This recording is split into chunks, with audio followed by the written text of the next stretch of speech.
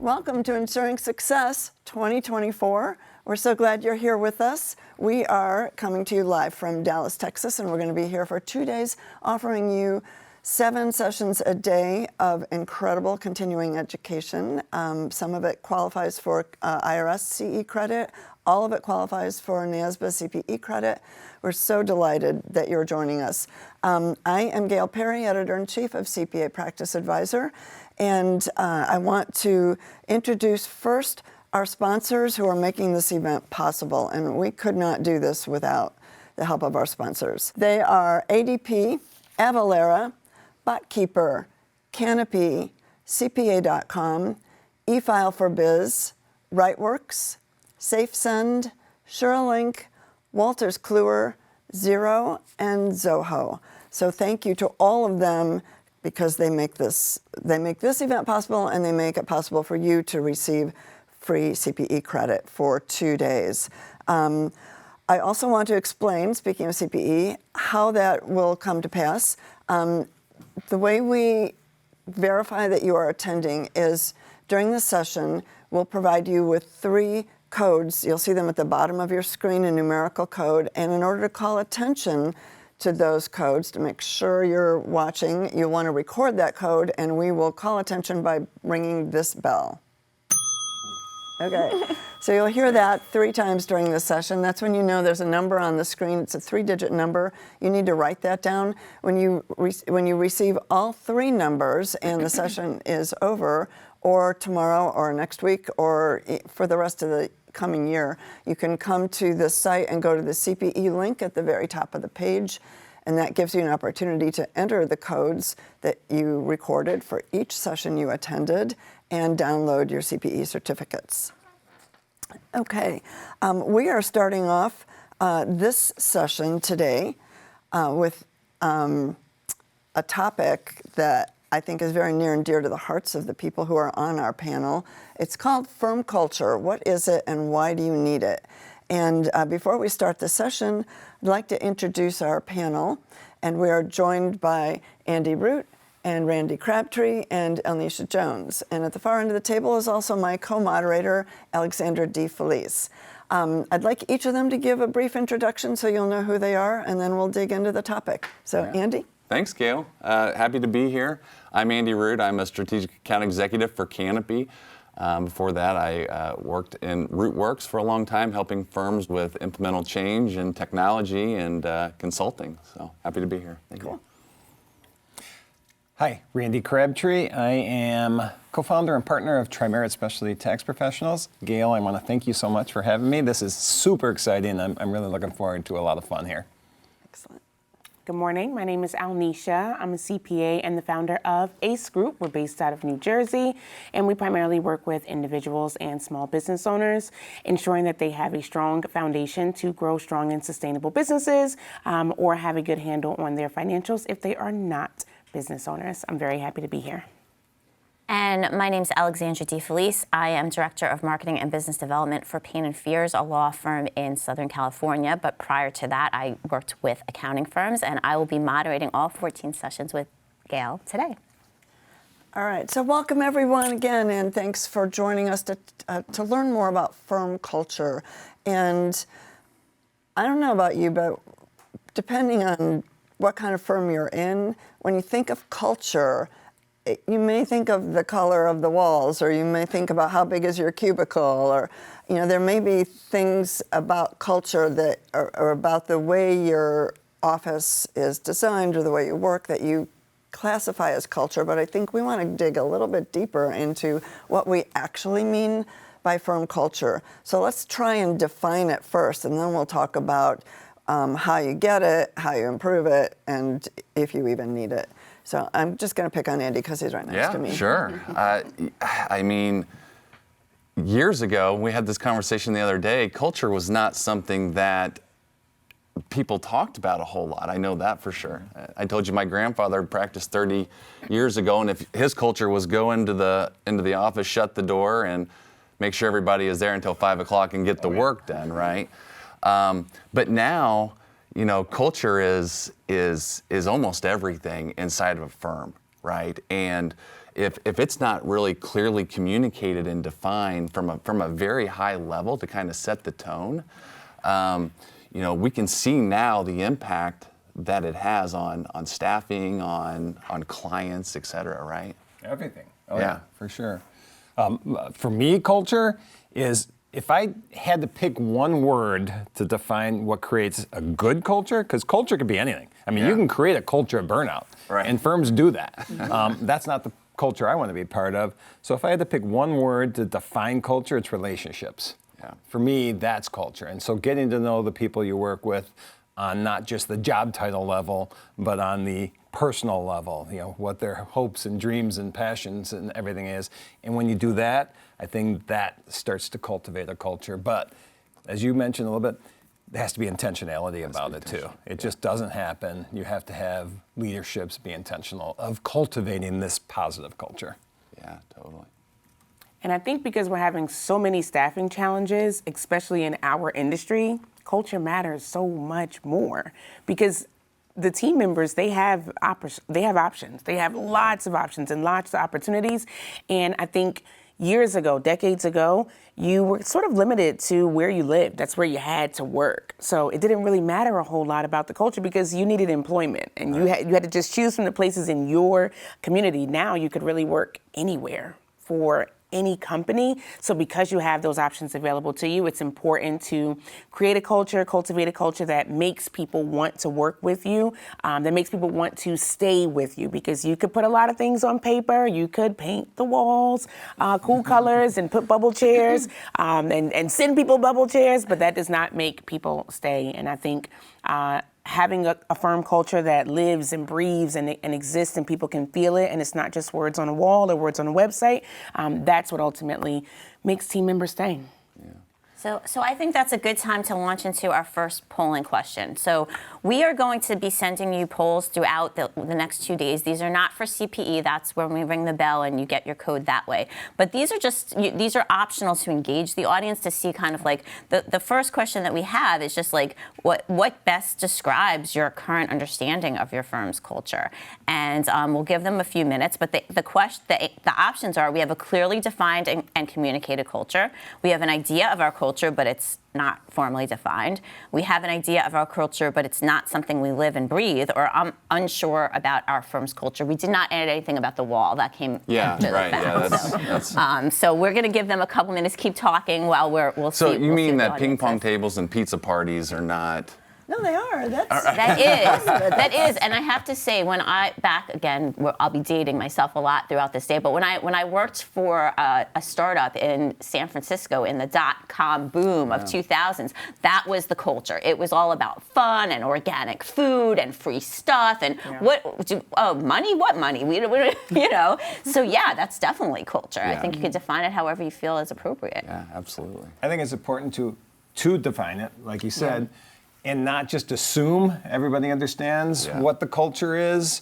And so for us personally, I did this about a year and a half ago. I wrote a culture code, which is kind of our promise to the people we work with on what our culture is, what we want it to be. But it's not, this is something I came up with, but I want everybody's input to it too, because I'm not necessarily right. And so defining it, telling it, our promise to the people we work with, what we want them to experience in our organization, I think is important. So it's something we have, but we're always looking for feedback on it as well. So Randy, when do you give this to them? Is this in the job description, in a job advertisement? Is it when they first start as part of their onboarding experience? How is that delivered? And then once they're started, how often are they seeing this message and where? Yep, and so that's a great point, because it is on our HR has it. I honestly don't know if we explain it to people when they come on, but so twice a year we get together as a full organization. That's something we have to talk about too. Cultivating culture in a remote environment, because that's what we are. But twice a year we get together, and each time we do it, I read the culture code and I ask people for impact or changes that we should make on this. But one other thing we do where I talk about this, because you asked about when people come on, every time a new person comes on, I get on a call with them. I don't do the hiring process because I know my limitations. But when they do come on, I get on a call with each new person, and we talk about anything but work. And I'll talk about culture and why that's important to me, and I'll ask them about their passions and what they do outside of work, and that I think sets the stage for this is what our culture is. So I want to break in real quickly and ask you to look at the bottom of your screen. The first CPE number for this session is appearing now, and you should write this down if you're planning on requesting CPE credit for this session. Okay. One thing that I'm hearing from you guys is that culture doesn't just happen, but once it does exist, it's not static. That you need to keep after it and upgrade it, or how does that work? Yeah, I think there is defining it, figuring out what you want it to be, and then actually operating and existing in it, and then consistently checking in, especially for us in our industry, because we get sidetracked with a lot of things because we actually have to also work. And then we do go through these periods where we're very busy, and in those times, I think that's when culture matters most, but it takes, like we've all said, it takes intentionality to do that. I don't think culture exists solely at the top level, nor do I believe it exists solely with the team members. It has to be on both sides, and I find it really helpful to just ask people. I don't think we just ask the question, do you think we live up to our culture, and how, right? If we say our culture is authentic and we are collaborative. Do you feel like we're a collaborative team? And if so, how do we demonstrate that we're collaborative? Because that's how you'll determine if you're falling off, if you're not sticking to what you said you do, and if the team members are no longer feeling it, because it has to happen with all levels. It cannot be like, hey, team members, we're collaborative, we're authentic, and then at the top, like, we are not telling them how we really feel. I think it's important to say every day is not a great day. We have weekly team meetings where we rate how our weekend was, how our day is currently going. I am not always a 10. I think it would be inauthentic to say every day and every single weekend is always a 10. I have difficult days too, and I think because I'm open and honest about that, it creates capacity and space for my team to be open and honest about how they're feeling, how they're doing, and it allows us to better support one another when we actually know how things are going, and then it makes our work better for clients as well when we're all being honest about where we really stand. Well, I mean, what you're doing, and Randy hit it on it too, is relationships, but you're building trust. Yep. Right? You're building trust on an entirely different level, and something that we help firms really think through is doing what we would call a culture temperature check. Now, whether you do that on a monthly basis or a quarterly basis or however you do that, we ask 4 simple questions that I kind of got here. But number 1 is do you feel as though you know what is expected of you in your role at the firm? Nice. Right? And we have 6 options for them to kind of go through and do that. And you could do that anonymously. But it is nice to be able to know who that is and put a name to it, right? Is your current capacity, or what is your current capacity at work? Do you feel like you're 100%, like you're busting at the seams, or do you feel like, you're not getting enough? And do they feel comfortable to answer those questions? I think they do, yeah. Because after a while, once you've built that trust, and those open lines of communication, that it's okay. And I think, too, setting the tone for culture at a high level, that it's okay to answer these questions as authentically and truthful as you possibly can. Otherwise, we can't really, have an impact or help, if you don't. And again, you could do it anonymously. We have done that, Yeah. but I like the fact that you asked names, but I think it was what you just said. You built this comfort level, and now they feel like, Randy's going to say when he's having a tough time. Randy will be vulnerable, which is what you were saying about vulnerability is key, but I know you have more. Yeah, but culture is building an environment that doesn't create fear. Yeah. To be able to go and say those things, right? And whether I'm late to the office or whether I'm just having a bad day, we have a culture that says, "Are you okay?" Instead of, "Randy, why were you late?" Right? Like, what's wrong with you? Yes. Like, we got tax returns to do. Yes. Let's get out there. And you don't know the situation if I'm late too. And there have could no be, idea. My dog died this morning, and so that's why I'm late. Rather than just asking, "Why were you late?" Right. Yeah, I mean that simple little change in the question makes a huge difference. Makes a huge difference to where it can then decompress, somebody to kind of take that off. The third one here is, would you recommend this job to a good friend or a family member? If they wouldn't recommend the company that they're currently working at, then probably there's a problem, right? And then a big one that's coming into the culture spaces is, what is your current level of mental health as it relates to your job? Oh, yeah. See, that's the one that even though I trust people that I work with, I'm like, then it's like, where does that go? And you get into HR issues, like, oh my God, like, what if they tell you things that they shouldn't be telling you? Like, has there been anything like that? We just did a survey for the profession. We call it the Accountant's Satisfaction Survey. And that was one of the key areas, was organizations that had resources available to help with mental health were very important. But what we found is there was a stigma attached to it. So people didn't want to ask for it. It was available, but people weren't asking. When that stigma went away and it was okay to ask for help with burnout, with mental health issues, with physical health issues, when that became destigmatized, satisfaction levels went through the roof in organizations. So that's a great point. Okay. Is it okay to show the survey results at this absolutely. point? Let's see what we got here. Okay. It looks like it's pretty close, but the winner is that we have an idea of our culture, but it's not formally defined. That was 35.5%. But 34 said we actually have a clearly defined and communicated culture. Congratulations. Very nice. That's pretty awesome. It's awesome, but it's still only a third. Right. So it's awesome that it was up there high, but I'd rather it was 80, 90%. So how do you work your way up? It's, again, for me, it's the culture code, just having it out there.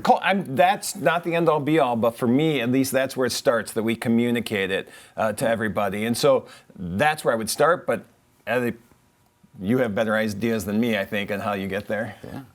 I think you have to strip away from what do you think will look good or sound good or be appealing, and get down to what you actually need it to be. I run a team of all women, of all moms, and what we need our culture to be, what I needed that culture to be, comes from work experience I had a decade ago, where I worked at a Big Four firm, where I left a Big Four firm because I didn't think I'd ever get to a point where I'd have enough flexibility to have a family, to be home, to have a puppy. I just didn't think that was going to be the case ever for me, because I didn't see anyone at the top doing it. When we were at work until the wee hours of the morning, the partner was there too. The senior manager was there too.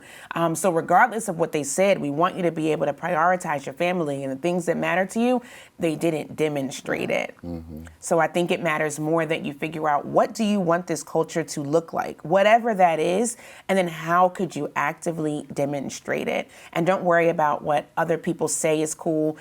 We don't have ping pong tables, and we also don't have pizza parties, but that's also not what's important to our company culture. What's important to our company culture is that we don't have 9 a.m. meetings, because we all drop our own kids off to school. Right. So we don't expect anybody to respond to an email at 9 a.m. We have scheduled meetings, because I think it's important that people can plan for the meetings that they have. A client can call the office, and that's perfectly fine, but we've set the expectation that you may not speak to who you wanted to speak to immediately, because realistically, there are very few emergencies in our industry. Most things come with a notice. Most things come with a due date. It was not a surprise or a shock. So those things all contribute to the kind of culture we're setting, which is there is space and capacity for you to meet all of the needs that you have. We have a 4-day work week, right? We just want people to know that the things you have going on outside of work, they matter too, and you don't have to be in a place where you want to discuss that with us during our Monday meetings. But I do want you to know that we are putting things in place that allow you to take care of all your things, whether or not you want to share those. What you just said, sorry, Andy, what you just said is so important, the setting the expectations with the clients. You are so good at that, and I am so impressed by the way you do that, because that's a culture killer when clients start taking control. Sorry, Andy, go ahead. Yeah, no, I think you're spot on, and being there to represent your staff. What happens when the client comes in and they absolutely berate a staff member, right? Do we just reassign that client so we don't have to deal with it, or do we sit down and say, this is not going to happen, right? Yeah. Right, and we come to the defense of our own team members, to say, this is not okay, because it tends to happen. Yeah. Usually Oh, around yeah. the April 15th timeline. I don't know what's going on around there, but Yeah. but then when our staff see that, oh, Randy's here to support me Right. first, and it's a staff-driven company first, Yep. instead of always being a client. That's first. I feel in the middle here. I'm having two conversations, so I keep jumping in. But in our survey, that was another one when people felt that the leaders had their back Yeah. in those situations, satisfaction levels in the profession went way up again. I mean, these are like no-brainers, but we as a profession are too focused on the deadlines and the clients, and we forget about all this other the stuff. revenue. And the revenue, and too often it's just I need to power through April 15th, and then everything's fine, all that stuff, and we forget about what you just said, people first. Put your people first. Yeah, and I think that then firms can really start to make, because you kind of hinted at it before, firms will say, we don't think about, you have a culture. It just may be a bad one. Yep. But you have one. But how can you, again, be more intentional Yep. all across the board? So what do you guys do when you've got your culture and it's working for you and for the majority of your staff, but there's someone where the fit's just bad? How do you deal with that? Well, we have a internal policy, which I don't know if I should say it like this, but it's no jerks allowed. And if there's a red flag early on, we will, as a friend of ours likes to say, we will invite that person to be successful elsewhere. And so you have to, because one bad apple can kill a culture. Yeah. And so we have to. For us personally, what that has done, we've been in business 17 years. We're about 75 people now. In 17 years, we've had 9 people leave because when we have a bad situation, we address it right away. More often now, there was a time, and Andy and we talked about this a little before we went live here today. I had a situation where I hired a family member and I didn't address it quick enough, and it did hurt our culture, and I learned a lot from that. And so you have to. You can't be blind to situations just because it's someone you love is a part of it. So I'm assuming you don't right away say, that was a jerk move, you're out of here. So what is the progression of warning them? Who is in charge of talking to them? I think one of either Andy or Alnisha put in a question of is there a team that you have that's in charge of the culture discussions? How do you do that? Well, I'll start, but they have ideas too. For us, we have a head of HR. So it's whoever the supervisor for that person is, and the head of HR will get on a call together and address that, and then obviously document what's going on. That's how we do it. I know my limitations. I don't get involved in that because I am way too easy. Yeah. Alnisha, what about you? Yeah, we're a small team, so I am involved, very involved in hiring. I'm involved in having those conversations, and I do believe it starts with a conversation. If we feel like something's off, there's a lot of reasons why something could be off. And I remember a few years back, I'm a very open person, and I don't know if that's good or bad when you are running a business and you have team members, but not everybody is as open, right? And we have these weekly meetings where we're discussing our weekend and things that have happened to us. And as a team of moms, we've seen great moments and we've had not so great moments. And what I've had to learn is not everybody is as open with sharing their not so great moments, especially when it's very personal, but that can come off to other team members as, this person is guarded, this person is not sharing like other people are sharing, and it starts with a conversation, and it could just be that's not something that I'm necessarily comfortable with. I love connecting with you all. I love being able to have these conversations, but I have my own personal limits. So where we could have just said this person just seems like they don't want to be involved, it could be as simple as a conversation and better understanding that everyone has sort of their boundaries and their limits, and I don't think that breaks a company culture. Something more serious as, we give you full control over your schedule. When we work, when we have our on times for our team, and then there could be a matter where this person is just unavailable for no reason at all, and a conversation doesn't resolve it. And then at that point, that's when it's time to have more serious, sometimes more difficult conversations. And in those matters, we do work with the fractional HR professional who can assist So you us. bring somebody in Yeah. on the outside. What about for you, Andy? Yeah, I mean, I think echoing what both of these guys said is, I mean, you're a smaller firm compared to much larger, where he has a whole HR department, right? You kind of are HR and culture team and and all of that. But we started to put together kind of a culture team, and I wouldn't say the culture team is crossing into what an HR person. It just depends on how difficult the situation is, right, and where it's escalated to. But I agree with both of them. Is as I was saying earlier, having those conversations. Hey, is everything okay? Yep. Right. Not just, hey, you're being a jerk to everybody, right? One more time and you're out. But is everything okay, because it's starting to impact your relationships and your communications in the firm. It's starting to impact communications with clients and in your work, right? And if there's not some sort of a plan that's acknowledged by both to start to progress, then that's when I think there's some action that has to be taken. So we're going to take just a moment to post the second CPE code on your screen. There's your bell. Don't forget to write this down if you're planning on collecting CPE credit for this session. And also, I want to I have a visual aid, actually, first of all. This just came out from Harvard Business Review. If you're really into culture, The Secrets of Great Culture, it's an incredible read, and I was stuck on a tarmac for 4 hours the other day, so I happen to have this with me. So one of the things I picked up from reading this issue is that there are lots of different areas where we can pinpoint things that are called culture. And we're talking a lot about the people culture right here, but I'm just going to...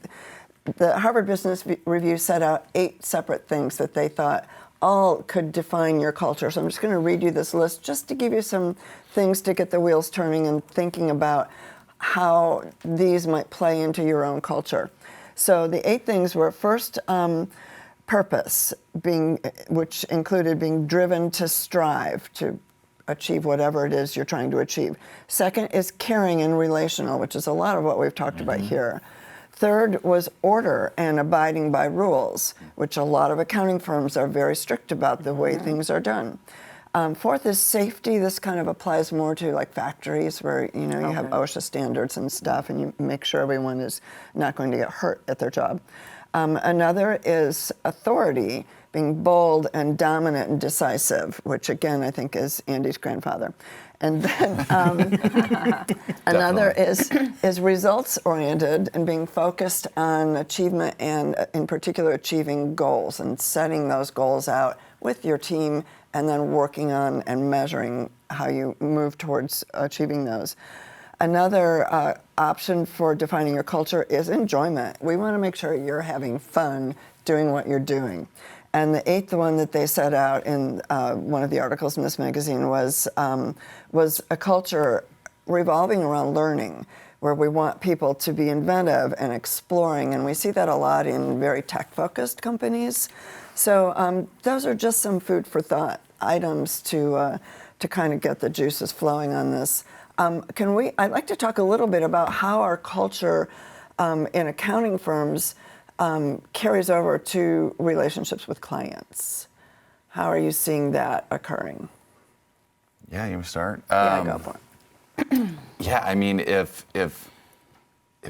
somebody's not loving their job and they're just there to clock in their 9 to 5 and get the work done, get the paycheck, whatever. I mean, I've seen it that can then correlate to rubbing off into client communications or the work that goes into it, right? Or maybe lack of caring to where I'm not as thorough with you. I'm very short. I'm not asking the right questions, or maybe I have a specific tone, right? So then Randy gets a call that a client says, "Hey, I just talked to so-and-so staff, and they might be having a tough day," right? It just has a huge impact on the outlook of the firm as a whole, right? Yep. So the negative side of that, for sure.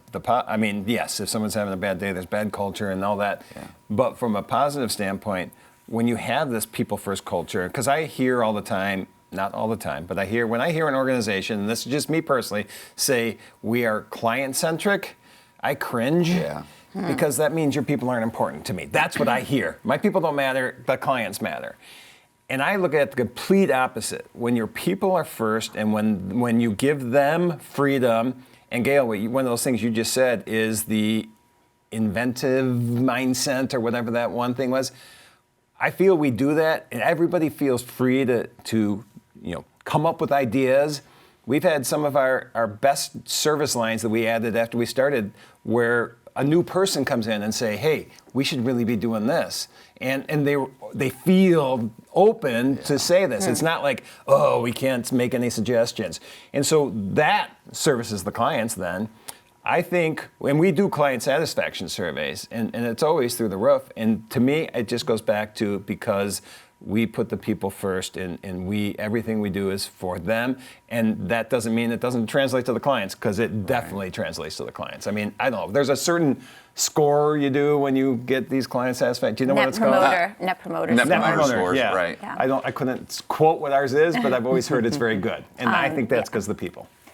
You've built ownership Yes. in the company, Yes. right? And I think I was reading another article the other day. It was a Simon Sinek article, but he says, I love Simon. He's great, but he says the best thing a leader can do at times is to stop talking. Oh yeah. Right? Just listen, because as the leader of the firm, the moment that you start talking, there is a stigma there that, well, this is I already know what Randy thinks. Right. So now I've got to better Agree fall with in him. line and agree with that, Yep. even though I may not. Right. Right? And sometimes it's nice for people to just, or for leaders to just like have a meeting and be quiet and say, and let the staff start to talk amongst themselves and create and generate those ideas instead of it coming from a single top down all the time. You know what I mean? Oh, yeah. I think that's perfect because I have a hard time with that Right, sometimes. And it is super important. Alicia? As a mom, and I know a lot of things I say come from the fact that I'm a mom, but I think it's important to remember that you can't pour from an empty cup. And that's at home, and it's also in the workplace. And I constantly remind our team of that. We care for our clients, right? Our clients are how we feed our families, how we're able to work the way we work. But one, we need to be our best possible selves to be able to serve clients in the manner that we want to serve them. And we always compare it to other industries, right? Does anybody want their attorney to be absolutely exhausted and overwhelmed and cranky, and then they have to work on their file? Like, I'm going to jail if you don't like go to sleep and look at my papers with a fresh set of eyes. The same is for our industry. We have lots of deadlines and a lot rides on our shoulders. We need to be able to bring our best selves. So I think that's super important when we say client-centric. Yes, we have to take care of our people so that our people can take good care of our clients. But part of our culture is that we want to bring the best possible service to our clients, which means that we don't serve a ton of clients. That's just not part of how we operate. We have no desire to not know who a client is or to see a list. I went through a list with my operations manager last week, and we were going through the list, and I'm like asking her questions. And I kid you not, she knew every person's spouse. I'm asking her like, oh, this name goes with who? And she knew every first name, last name. We know their children's names because we do take actual care into knowing who these people are. These are not just taxpayers. They're not just clients. They're people too. And because it's part of our culture to think of them as that and to value the relationships we have with them because they are why we're able to work the way we're able to work, I think it provides an opportunity for us to provide a better service. And they're appreciative of that. And because we are on top of, hey, I know you sent that email on Saturday and then you left us a voicemail on Sunday. Technically, we didn't get it till Monday because we don't look at emails on Saturday or Sunday. And even if we do, we schedule the response back to you on Monday because we don't want to create an environment where you believe if I send an email on Saturday that so-and-so will stop feeding their child graham crackers or stop drinking wine at the spa, whatever it is you chose to do to answer my question. We just don't want to create that kind of environment and put that kind of pressure on team members. I want to comment on one thing you say. We'll see a lot of overlap and themes throughout the next 2 days. And when you said you can't pour from an empty cup, we have a session later today about planning for the life that you want. And we were talking at dinner last night about leaders, they can't lead others unless they work on themselves first. So I feel like that really resonates. And then I also wanted to go back to the client question, because we actually behind the scenes launched a little survey about how do you believe the firm culture affects client relationships. And this one, overwhelmingly, 64% said it has a significant positive impact. Clients sense and value it. Yep. So do you actually tell them what your culture is? Do you talk to your clients about the mom factor, or does it just come out in the way you present yourself, Alnisha? It typically comes out in those very beginning calls, the potential client call. First, they had to have completed an intake form, and we're asking them very specific questions because that's going to help us understand, will they fit into our culture? Are you comfortable working with us remotely? Are you comfortable or mildly tech savvy? Are you comfortable with the platforms that we're using? We're starting to assess that. And Will then the clients fit into your culture, not just will the staff fit into your culture? Absolutely, because it That's has to be for all parts. I've done this a lot of different ways, and at first the ideal client was one with money. If they could pay, they were welcome. And what I've learned is that not every client is a good client. Not every dollar is a good dollar. We've had clients who were a terrible fit for us, who expected us to wait on them hand and foot and respond within 2 hours. Just unnecessary. And I don't blame the client for that. That's how I learned how important it was to communicate how you work and why you work the way in which you work. And when we transitioned to a year-round 4-day work week, it was important for us to express to clients, hey, listen, I know you may not see us all, but we are a smaller team and we are all juggling many things. We have lots of different needs. We have parents who we're caring for. We have children who we're caring for. We have ourselves who we're caring for, and we have you. We still care for you. We care for your financial matters. We are moving to a 4-day work week to create some flexibility for our team. It's not because we want to do less and charge more. That's not the case at all. And that was part of a shift to a year-round relationship with our clients as well. We want to talk to you all year round. We cannot serve you best only talking to you in February or March. It just doesn't work. And we had clients say, wow, that's a great idea. We had clients do temporary 4-day work weeks over the summer. We had clients try 4-day work weeks year round. We had clients put in their signature that you may send this email at a certain time, but I may not respond, and I respect your working hours. Yeah, so I think communicating it, sharing it within our industry and with our clients also, it challenges other people to think about, like, how do I make changes that would help support myself, my team, and ultimately my clients. You should see then the competitors in town start to go, wait, they went to a 4-day work week?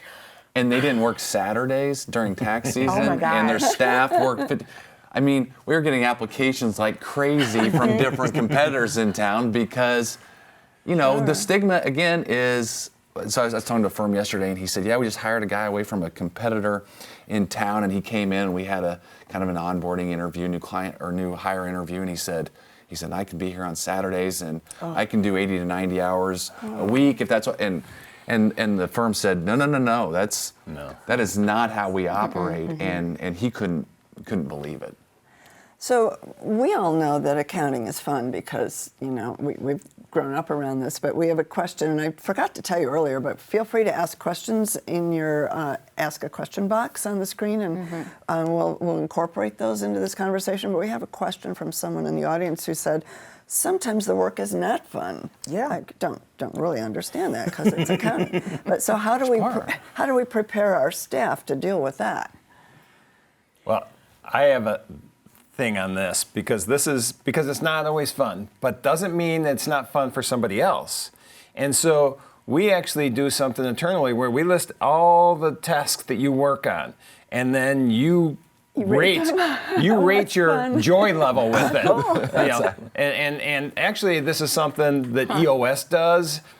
Sean Duncan, who's going to be here, actually has a version that I like that is just the good at it, bad at it, love it, hate it. Okay. And so I did this personally, like mentally, but then started writing it down. And we just had actually a culture call for our company 2 weeks ago, or Thanksgiving week, where I said, I really want everybody to do this. And we were doing it at some level through the EOS because we implemented EOS. And again, I don't get involved with that because I know my limitations. I'm going to keep saying I know my limitations. But when you do that, Sally hates this, but Bob loves this. Why is Sally working on this then? Let's reassign these tasks so you can do it internally. And there's nothing that you do that can't be outsourced to. And so just find those areas that are not as fun. Find someone else that enjoys that in your organization, or find an outsourced partner for that. That's how I look at that. Yeah. Okay.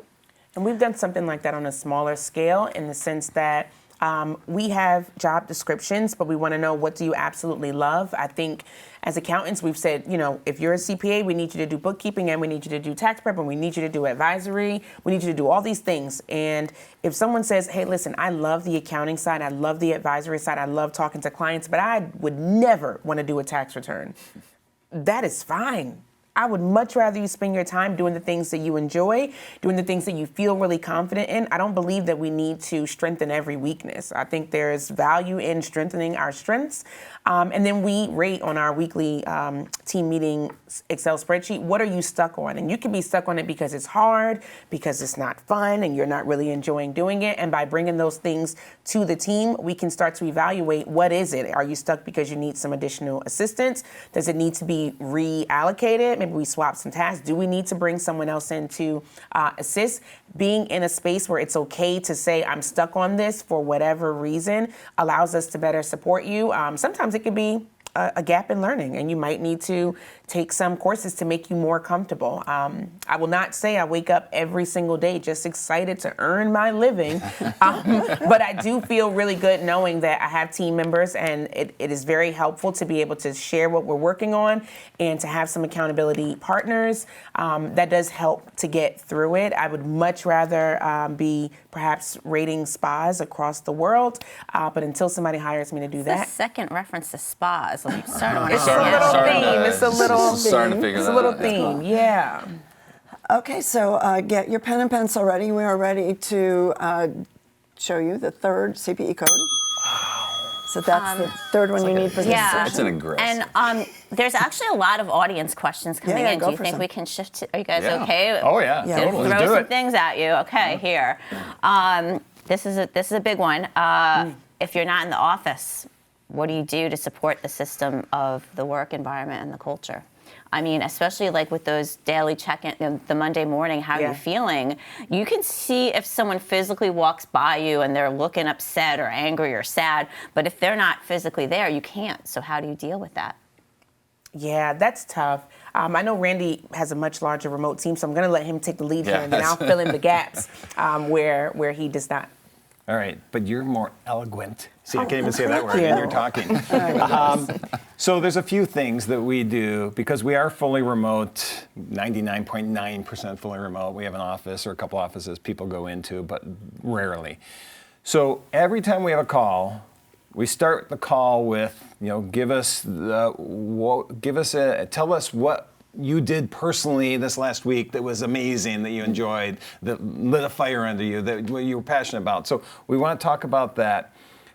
We on some of our teams, we use Teams calls. At the end of it, we give one person an opportunity to spend, honestly, as much time as they want, but it's usually 15 minutes, just explaining who they are and their loves and their passions. And they can do it with a slideshow. They can pick up their cat and put it in front of the camera. They can do anything. They can start playing the guitar. This is what I love to do. And we just get to know about them. And then in addition, we do have quarterly calls where everybody's on it. It's a transparency call, everything about the company, which is, I think, important. But it is super important to be in person still. Yeah. And because that's where, hey, we build these relationships online, but we strengthen them when we get together. So we as an organization, 2 times a year, get together in a remote location. Usually in the winter, it's somewhere warm. Probably with a spa. With a spa, for sure. We're going to invite Alnisha to the next one. Thank She's you. actually going to pick the hotel, so we know that it's a good spa. And then in the summer, it's usually Chicago, just because it's nice there, and it's technically where we started and where our headquarters is, but we have people all over the place. So when we get together, just being able to hug somebody and have that intimate one-on-one conversation is important. And I'm going to go for another minute. What time do we end here? We've got 5 minutes left. Okay. I'll go 5 minutes then. And so that it's just so important. The in-person part of it is just, people then ask, well, isn't that really expensive? It is expensive. Yeah. Do you know the cost of replacing one person? It's worth it. More and as expensive. I said earlier, we don't lose anybody. Right. And that's part of it because those relationships are built on the in person. So do you strategically place those, like, so generally I'll see firms do it right after tax season. Yeah. And then maybe, or maybe in early June, May. Or early May. Yep. And then potentially before the 10-15 deadline, or do you go after? We go after. Yeah. So it's usually November or early December. December so timeframe. it's changed. And so it's super important and it is super fun. Yeah. I'm sure they look forward to that. Yep. I mean, You're not going to like this. Uh-oh. This is word for word. So what if you have an employee that says this? And sorry, person that wrote this. I'm just kind of giving them the hard Okay. one. I don't want to share all my life at work. I would quit if you expect that. We don't expect it. I was thinking that too. Yeah. Because you can say as much or as little as you want, but we really don't have people holding back. I mean, and that's fine. If you want to hold back, fine. But one thing we talked about a little earlier is vulnerability. And I'll be super vulnerable. I do a presentation on mental health awareness. I talk about how I struggled after a stroke I had, and I'll cry in this. And I've seen managing partners of large firms where I've done this presentation get up afterwards with me and start telling the story where they're going to cry because of something going on in their family. It just helps people open up. So if leadership is vulnerable, and you talked about that as well, if leadership's vulnerable, it just makes it easier for people to open up. But you don't have to. I would never force anybody to say anything. Right. That's creating a culture totally. that someone's not going to want to be part of. Yeah, I think that, to your point, people want to be, from a high level, people want to be led. And so leaders have to be able to create the opportunity to build the trust. Yep, And if people want to be that vulnerable, that's fine. Yeah. But people want to be led. They don't want to be managed. Yep. Right? And so I think that those are wildly two different things. Good. Thank you. Well said. Gail? Okay, we're going to do a quick lightning round here, right at the end here, because I want each of you to give us one takeaway that the audience can use to start down the path of working on their culture, whatever that might be. Let me go first. Andy, go first. Sure. I think that, as I said earlier, I think it's imperative that you do a temperature check. I love I that. think that you maybe start out being anonymous Yes. if you want, and then maybe start to narrow it that are more broad questions, but as a firm as a whole, and then start to narrow it down into those 4 questions that I talked about, maybe in one-on-ones or more personal settings that you can get more vulnerability out of. Yeah, that's great. For me personally, and I've said it twice already, but define your culture and write it down. And like I said, I have a culture code. I can actually, I think somebody has it here, but if you want to send it out to anybody as a starting point for them, but that's what I would do. And it's not static. It's a living, breathing thing that's always, you want input on it. So and when I do a presentation, I ask who has a culture code. I don't expect any hands to go up, and they don't. I think it's important to do it. I think we should have that.